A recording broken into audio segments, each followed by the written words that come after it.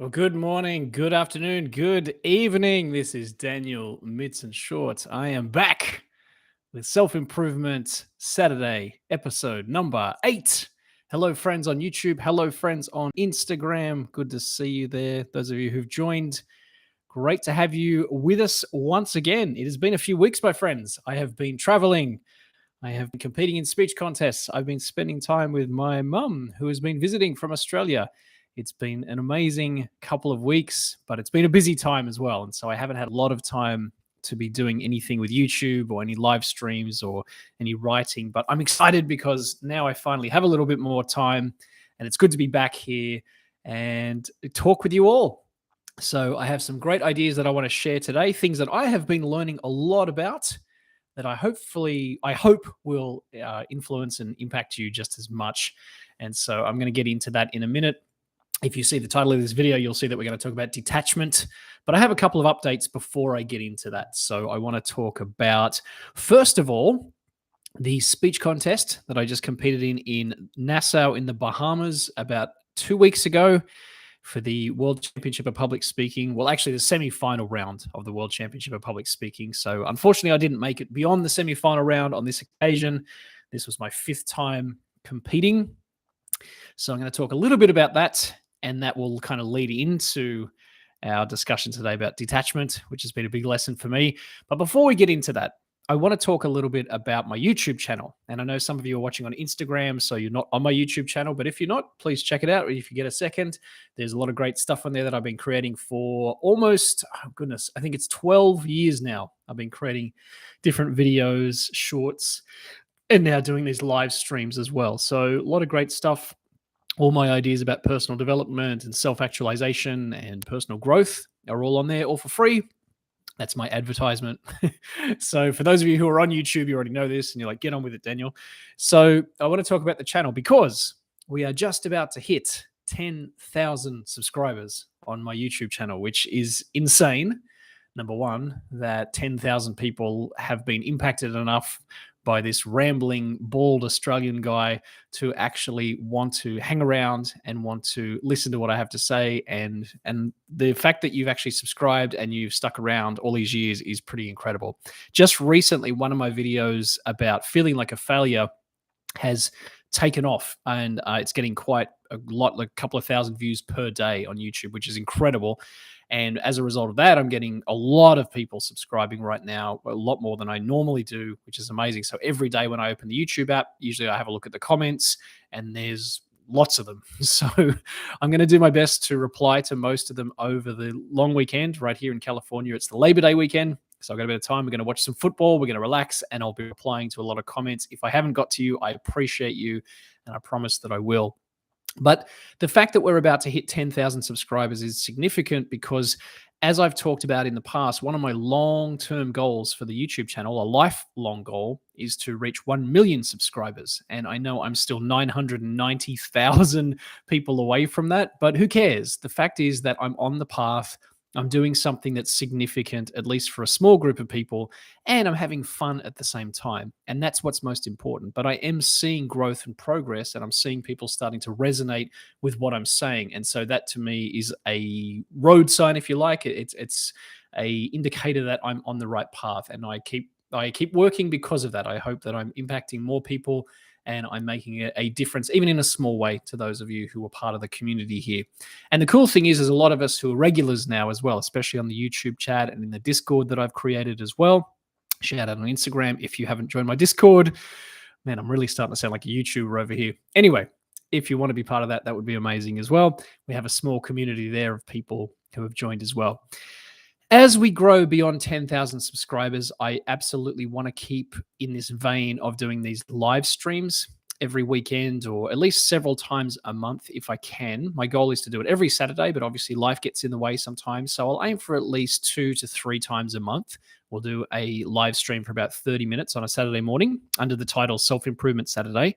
And then on top of that, I want to keep creating videos obviously around the topics that I have an interest and a passion in, and it seems like my audience does as well.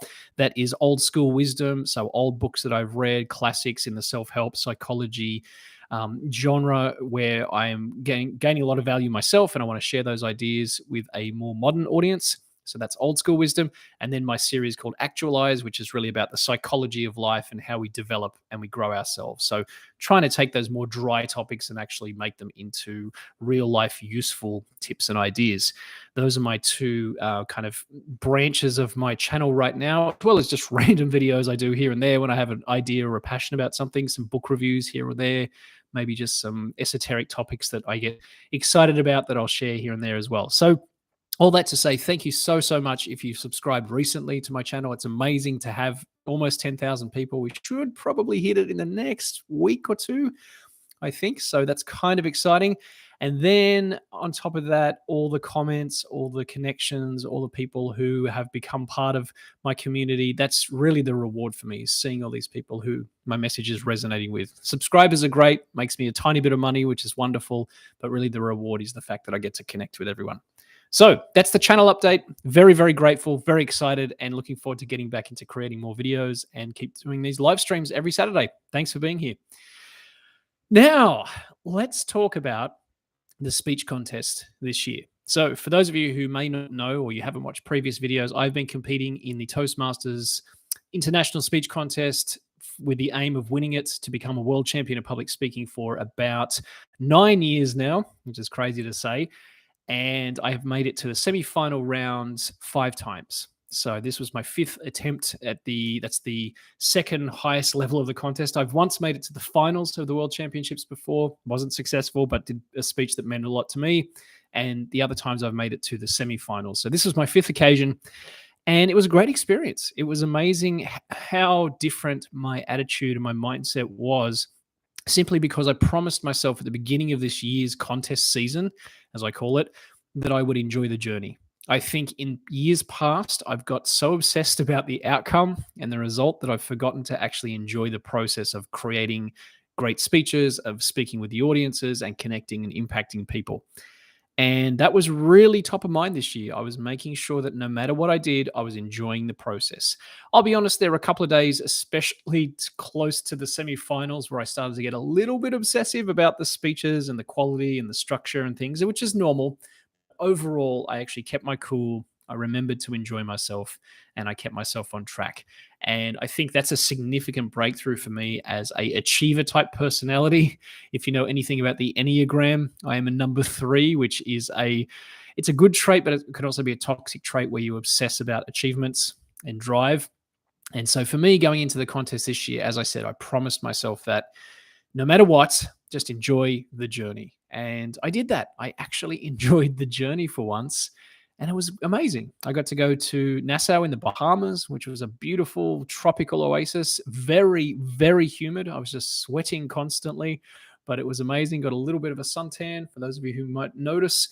And got to spend some amazing time going down water slides and drinking at the different bars and restaurants, hanging out with friends. And Lauren, my fiance, and my mum was there as well. So it was an incredible experience just being there and also being in the Toastmasters community. There was hundreds of, probably thousands of Toastmasters there from around the world who came to watch these contests, many to support me, which was incredible as well.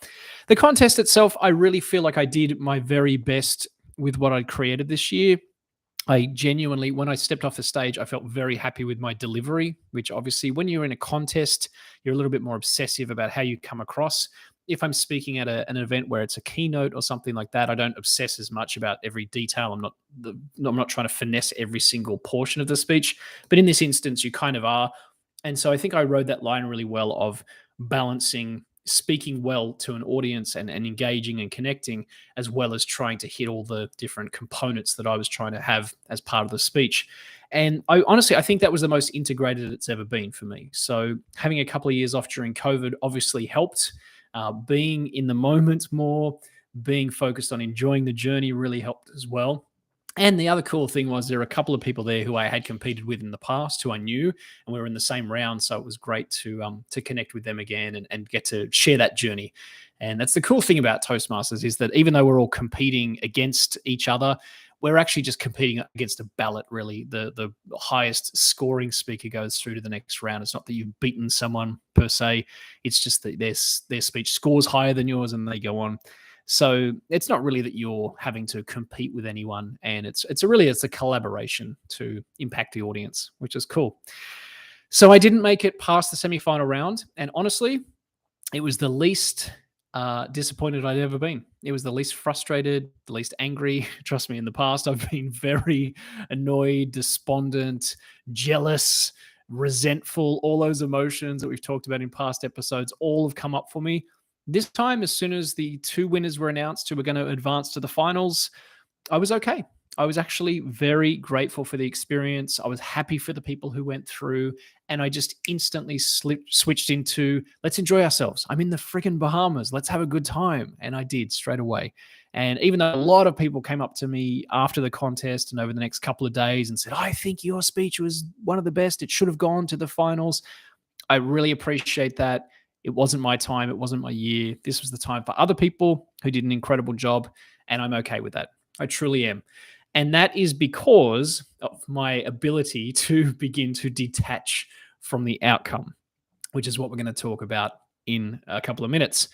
Before I get to that, I just want to say that yes, I will be back. Some people ask me after the contest, will you keep going? Yes, I will keep going. Absolutely. I'm not deterred 1%. I'm excited to get back in the ring next year. I've already got some speech ideas that I had in my back pocket that I think could be fun. And I'm determined again to enjoy the journey and the growth and development that comes from it. So, been a wonderful contest season. I've learned a lot about myself and my approach to speaking and contests. And I'm now ready to relax and enjoy the rest of the year, work on this, the YouTube channel, writing and different things I'm working on. And then next year, we'll come back with a renewed, fresh feeling and we'll go for it again and we'll see what happens. All right, that's enough about the speech contest. Now, let's talk about detachment. Detachment is a topic that I have been aware of, let's say, for probably 15 years. I read a couple of books years and years ago by the Dalai Lama, or co-authored by the Dalai Lama, and he talked a lot about detachment from the outcome and being present in the moment and experiencing things. And back then, I got it, but I didn't really get it, if that makes sense. I understood the concept, but I wasn't feeling it. And that was what was different for me back then. It's only probably in the last 6 to 12 months, maybe, that I've really started to actually understand and experience what detachment is for myself. And I hope that in some way, what I'm going to share here today will help you to move closer to that. You might be a person who already knows how to detach from the outcome and to live your journey more. Or maybe you're a person like me who gets very pent up and obsessed with results and you want to succeed and you want to win and you want to beat everyone and you must do it your way. Maybe you get too attached to things like in the way I do. If you do, hopefully these concepts will help you. So as always, got my notes here and I've got some books I'm going to reference as well. So let's talk through what it means to be detached and why attachment is a bad idea if you're trying to achieve things in your life. Let's start with a definition of attachment. I looked this up a couple of months ago, and the definition of attachment is letting go or being flexible in achieving what you want. And actually, while I do this, I'm going to pop into the chat a copy of an article I wrote about this. So this will be in the YouTube chat, and I'll also put it in the description of the video once this is posted. Letting go and being flexible in achieving what you want. That is really what detachment is about.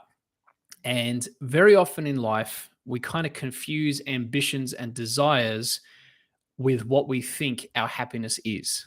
And this is something that, as an ambitious driven person, I've fallen prey to many times. I'm sure you have as well, where you think that if only I achieve this, if I get this promotion, if I have this relationship, if I'm able to have this level of success, then I will be happy. Then I will be fulfilled. And that is attachment, my friend. That is the definition of holding on to something that is never really going to fulfill you like you think. I think it's Daniel Gilbert is a psychologist, and he wrote a book called Stumbling on Happiness. I remember reading that several years ago, and he said that human beings are very bad at estimating how well something will make out, or how good something will make us feel once we have it or we achieve it. We actually think that it's going to change everything, it's going to make our lives amazing. And then when we finally get it or we achieve it, we think, oh, no, it's okay. What's next? And that's because we're attaching to the outcome instead of actually just enjoying the journey and being in the moment and experiencing life as it comes. Several centuries ago, the Buddha said that the root of suffering is attachment. The root of suffering is attachment. And the more you think about that, the more true it is. Whenever we attach or try to control, whether it's a person or a circumstance or something in our lives, we will end up suffering in our own way. And it might be that we get angry, we get depressed, we get frustrated, we feel jealous or envious or whatever, but we will suffer because we are choosing to attach to an outcome, to a person, to an ideal or a fantasy, something in our lives that we think will make things better. And when you catch yourself in the act of doing it, that's the first step to changing this habit of attachment. The problem, I think, is that the society we live in today, especially with advertising and modern social media and things like that, it creates illusions where we think that, okay, if I get this thing, or if I become this thing, or if I'm like this person or whatever, I will then be happy, I'll be fulfilled, I'll be successful, I'll be loved. The truth is, we're just attaching to an ideal, a fantasy. We're not really getting anything. We're just kind of we're getting energy from the fantasy or the idealization that we're leaning into, and that is what attachment is. Without getting too psychological into it, really, what attachment comes down to for me, what I've started to understand, is that it is about trying to have control. And if you're a control freak like me or an achiever personality, you probably have spent many, many years trying to get control of your life. You want to be free. You want to be the boss. You want to be in command. You want to call the shots, whatever it is.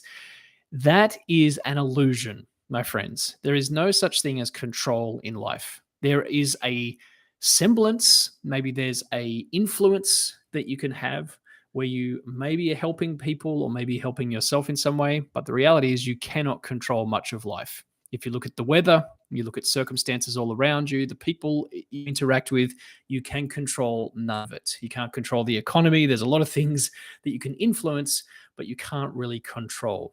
And this idea of trying to control things, again, is the root of suffering. It's the attachment, it's the obsession that if only I can get this person to do this, or if only I can influence this group of people to change, then I'll be happy, then I'll be fulfilled, then I'll be loved. That fake sense of control that you're seeking it's a mirage. The closer you get to it, the more you realize it's not there. So I'm talking mostly for myself here, but for anyone who's listening to this, if you think that you need control in your life in some area, that's because you're getting too attached to an outcome or too obsessive about a fantasy version of what you want. So I would say just be aware of the times in your life, talking to myself again, when I'm trying to control an outcome or a person or a circumstance or an event or whatever, and sit with it. Just go, okay, I'm trying to control this situation. I'm a control freak and it's okay. And I'm going to sit with that and I'm going to be okay with it. If you do that, you will start to bring awareness to your attachment and your desire to control people or things or circumstances, and you will begin to detach. I've talked about this book a lot the last couple of sessions that I've done, which is Letting Go by Dr. David Hawkins. Letting Go is probably one of the best books I've ever read around negative emotions and overcoming challenges that you have with negative emotions. And he really talks about the idea of not necessarily forcing your negative emotions to go away, but to just be present with them. And that's what I'm trying to get at here. If you feel like you need to control or you're attached to a circumstance or an event, don't try and force yourself to suddenly not be and say, I'm totally detached, I don't care. Just notice it.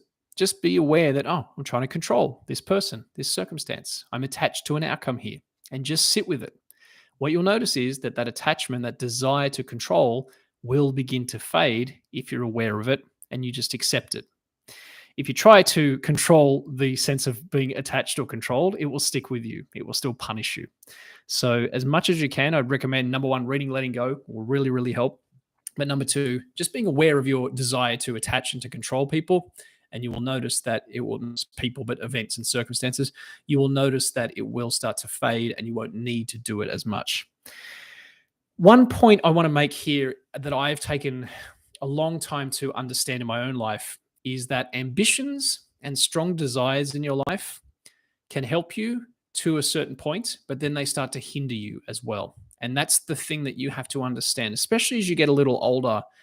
You'll find that sometimes the things that you thought you needed or wanted in your life, maybe you got them, maybe you didn't, but you realize that it's actually the ambition and the desire that is becoming destructive. It's not really helping you anymore. And I've seen this when I've tried to grow a business, for example. I was kind of miserable, honestly, running my own business, but I kept doing it because I told myself, I need to be a business owner. I need to be an entrepreneur. I need whatever. It's BS. I don't need to do any of it. But I thought that I did, and I thought that I had to be that person.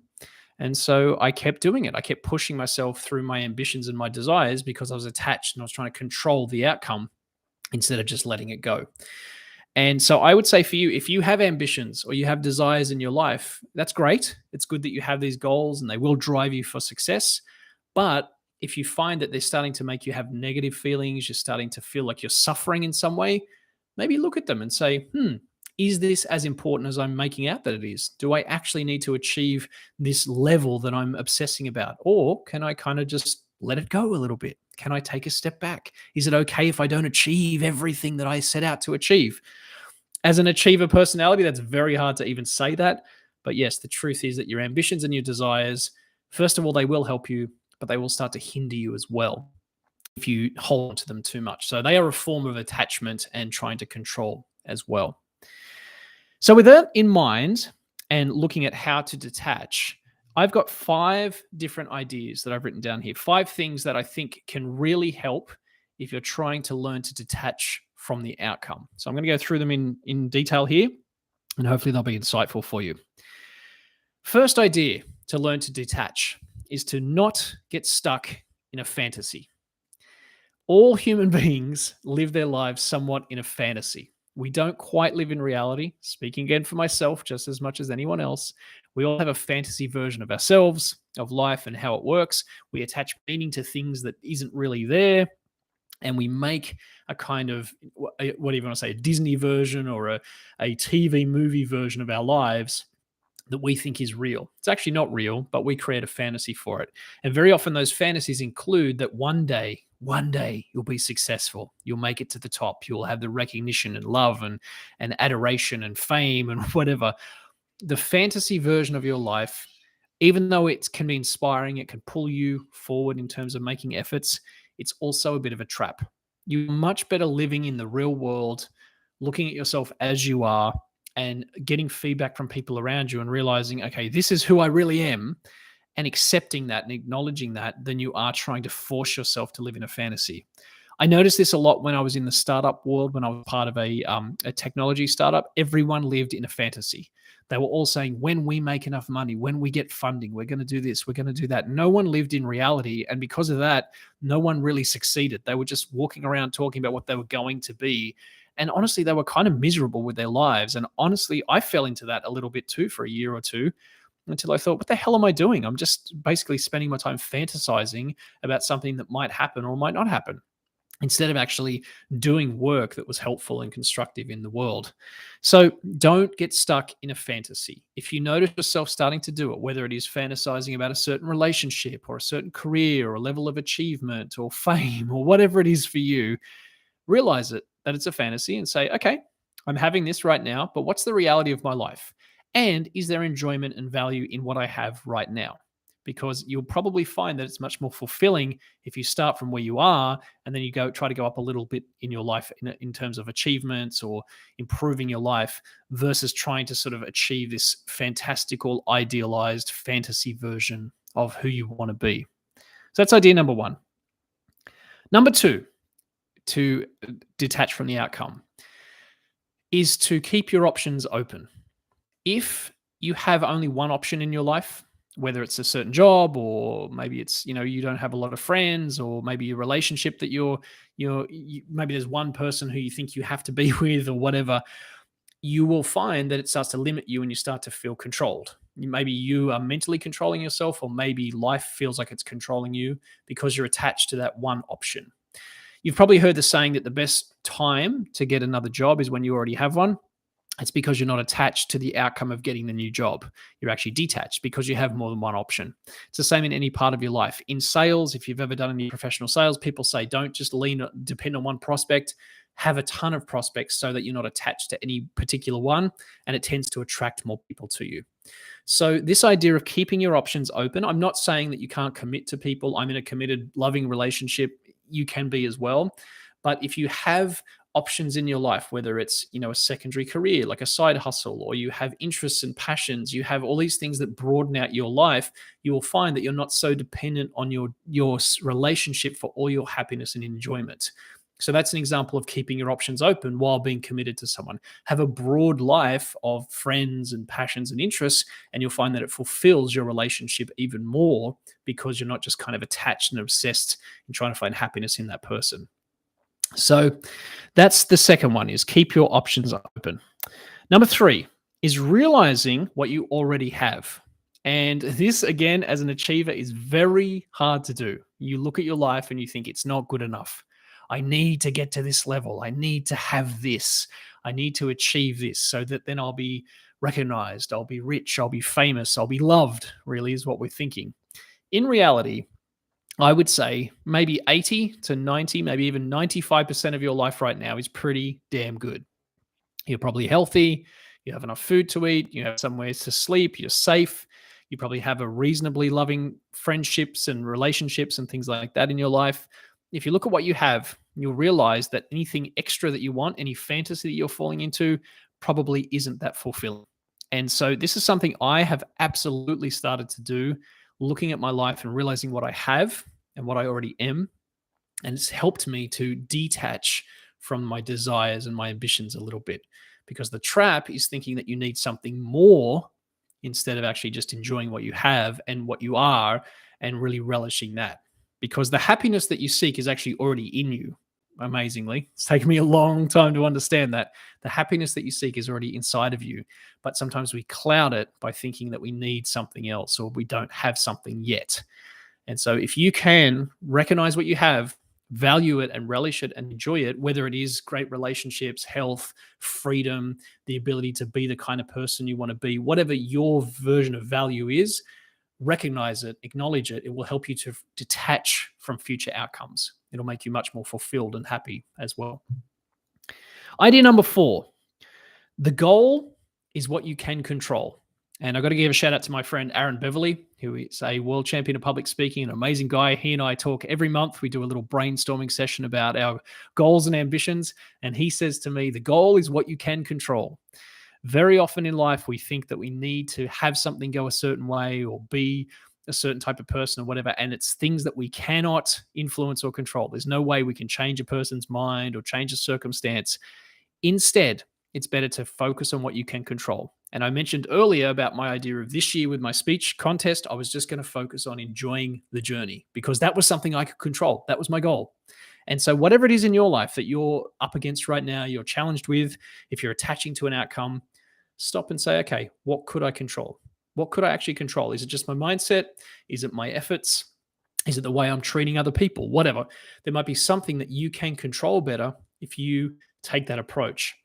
And you will find doing that actually starts to detach you from the outcome. And the success comes from just being the right kind of person that will attract the success you want. A little bit reverse, and it takes a while to understand that, but the goal is what you can control. And number five, enjoy the ride. If you've ever been to a theme park and you think about the crazy things that you put yourself through when you go to a theme park, like a roller coaster or those rides that spin around or whatever it is, you voluntarily put yourself onto these rides because you want to enjoy it. And if you were, say, you're in a car and you had the same kind of G force going around that you have on a roller coaster, you would be terrified. You'd be scared for your life. But because you're on a roller coaster, your mentality is that I'm here to have fun. I'm going to enjoy the ride. And so you go up and down and sideways and backwards and round loops and whatever. And you're fine. You're actually laughing, having a great time. You're full of endorphins because you've chosen to enjoy the ride. life is very similar. It has ups and downs and spins and goes backwards and forwards and whatever, but we attach to an outcome and we think, no, it should be this way. It must happen like this. I must become this, or this person must do this, or whatever. And that stops us from enjoying the ride. It's kind of like if you went on the roller coaster and said, it must go the speed I want it to go, or it must go in the direction I want to go. It's not going to happen. And you're going to be miserable and angry, but the ride will continue anyway. If you choose to enjoy the ride, you'll find that life gets a lot richer, a lot more fun, and a lot more enjoyable. And so there's not much more to that point, but point number 5 is no matter what you're doing right now, enjoy it, relish it, live in the moment a little bit more, and share the journey with the people you're with. And life is much, much more rewarding as a result. So there we go, friends. That's 5 things to help you to detach from the outcome. Number 1, don't get stuck in a fantasy version of your life. Number 2, realize that you need to keep your options open. The more options you have, the more free you are, the less attached to a particular outcome you'll be. Number 3, realize what you already have. There's so many things in your life that you have already that are fulfilling, valuable. Relish them, enjoy them, appreciate them for what they are, and it will make you not need the things you need as much in your life. Number 4, the goal is what you can control. Focus on what you can control in your circumstance. Maybe it's a mindset, it's a way of acting, it's a particular effort that you're going to make, and focus on that rather than the particular outcome. And number 5, enjoy the ride. Enough said. I'm going to finish this whole section, which has been quite long, about the power of detachment by using a concept from Deepak Chopra, whose books I have read on and off for probably 10 years. Great author, very spiritual. And he said there is great wisdom in uncertainty. And I used to really struggle with that. I used to think, what the hell? How can you be uncertain and also feel wise? And as I'm getting a little bit older, I'm starting to understand that if you can live comfortably in the uncertainty, if you can enjoy the ride, you can detach, you find that you have more wisdom because you're aware, you're present, you're enjoying the process more, and you really, the journey becomes the reward. So I would challenge you to think about this idea that there is great wisdom in uncertainty. It's a little bit paradoxical when you first hear it, but stick with it and think about it because that kind of is the crux of detachment. The less certain you are, the more you're able to experience life and the more your knowledge and your wisdom grows as a result. Okay, that is enough about detachment. I hope that was useful and insightful for you. We are at 32 minutes already, my friends. I can't believe I've been talking that long. Obviously, I haven't been here for a few weeks, so I've got a lot to say. And thank you for everyone who's been here. I can see quite a few people on Instagram. Great to have you there. And quite a few on YouTube as well. Wonderful to have you all here with me. We have a comment in the chat from LD. LD, I don't know if you're still here, but I'm going to answer your question. Anyway, you said, what is your number 1 tip for public speaking? Wow, that is a question, my friend. My number 1 tip. I would say to focus on the skill rather than the outcome. So years ago, I came up with a philosophy where I said the skill is the success. Sometimes when we begin to do public speaking, we think it's because we need to achieve something, whether it's influencing an audience or becoming famous, or maybe it's we got to do a speech at a wedding or something. There's a result that we're trying to achieve. Public speaking and the ability to influence people in a group is a macro skill. It's an ability that you develop, same as you would develop the ability to drive or write or read. It's the same kind of ability, and it takes time to cultivate and to improve and to master. I would say I'm still on the path to mastery. I've been doing it now, 11 years. I've been focused on my public speaking skills. And in that time, the ability to speak has helped me in so many areas of my life because I've focused just on the skill. If you think of it that way, you'll start to get better a lot quicker versus trying to get results out of your speaking. I know that's probably not what you're expecting to hear. You're probably thinking I'm going to say, speak up loud or use eye contact or gestures or pausing or whatever. Yes, all those things are important. They are parts, they are components of the skill of public speaking. So what I would suggest is get a couple of books, read about the skills, the different pieces of public speaking. And then I would also say go and join a public speaking club. I love Toastmasters. There's different groups out there that you can join. There's also other public speaking forums and classes and things at colleges and different groups like that. Find one, get in there, practice the skill, and focus on developing your ability. And remember that the skill is the success. I hope that's useful for you, LD. I love talking about public speaking. Maybe we'll do a live one stage where I'll talk about some of my lessons and skills that make up the components that make up the skills of public speaking. But thank you for that. And thank you for everyone else who has liked the video, who's been here with me today. We are coming to the end of this week's Self Improvement Saturday, episode 8. Today is September 2nd, 2023. It's amazing. It's getting into the fall here in California. So both Lauren and I are very excited because we're big football fans. So it's college football time, and we're getting excited to watch some games, to relax. The weather cools down a little bit. So it's a wonderful time of year. But just want to reiterate what I said at the beginning. Truly appreciate everyone being here. It's so wonderful to have you all with me on this journey. I know I've been crapping on now for 35 minutes, so I'm going to stop. But I just want you to know this for me is the reward, the chance to get to share ideas, to collaborate, and to hopefully impact people. That's what matters more than anything else. So, as I always say, thank you for watching. Those of you on Instagram, those of you on YouTube, I appreciate you. Thanks for watching. Thanks for being here. And as always, thank you for improving yourself.